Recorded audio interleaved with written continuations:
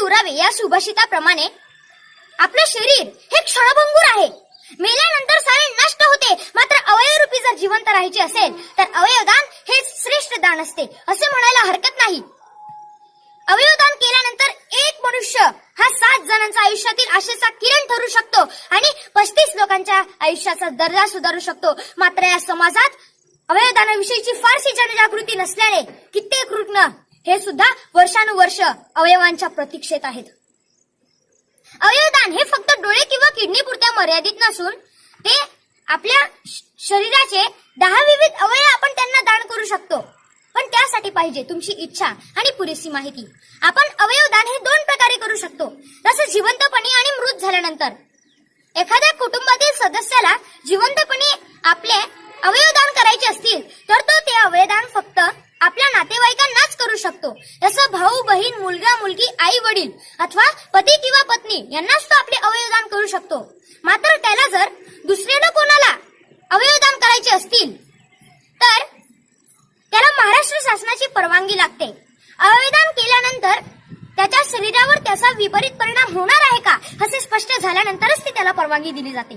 आणि म्हणूनच किडनी व यकृताचे काही प्रमाणात दान होत असते. एखादा व्यक्ती ब्रेनडेड घोषित केल्यानंतर त्याचे अवयव इतर रुग्णांना दान केले जातात. त्यालाच आपण कॅडेव्हर ट्रान्सप्लांट असे म्हणतो. मग ब्रेनडेड म्हणजे काय बरं?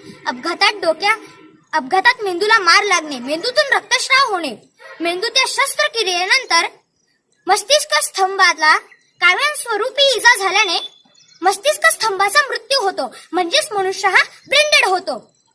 आणि त्यावेळी त्याच्या लाईफ सपोर्टिंग सिस्टीमवर फक्त श्वासोश्वास, नाडीचे ठोके आणि इतर अवयवांचे कार्य सुरू असते. आणि हेच लक्षात घेऊन त्याच्यावर निर्णय घेतला जातो. त्याच्या जर प्रतिरोपणासाठी मान्यता मिळालीच तर तो आपल्याला ब्रेनडेड मृत्यू म्हणून त्याच रुग्णालयामध्ये घोषित केला जातो. म्हणूनच त्या रुग्णालयांमध्ये आयसीयू मध्ये मृत्यू झाल्यावर त्याचे अवयव दान होऊ शकतात. आणि डोळे आणि त्वचा हे 6 तासांच्या आत आपण दान करू शकतो.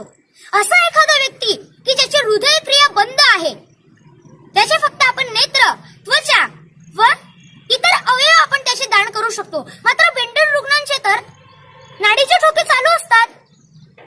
आणि मग त्यांचे फक्त मूत्रपिंडे, फुफ्फुसे, स्वादुपिंड तसेच किडनी, नेत्र, कानांचे ड्रम आणि जर त्याचा मृत्यू झाला तर त्याचे हृदय आणि हृदयाची झडप सुद्धा दान केली जाते.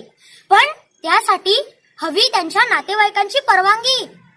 मग कोण कोण अवयव दान करू शकते?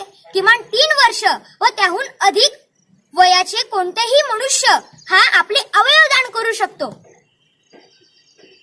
एखादा व्यक्ती असा असेल की त्याचे नैसर्गिक मृत्यू झाला असेल तर त्याचे अवयव दान होऊ शकतात.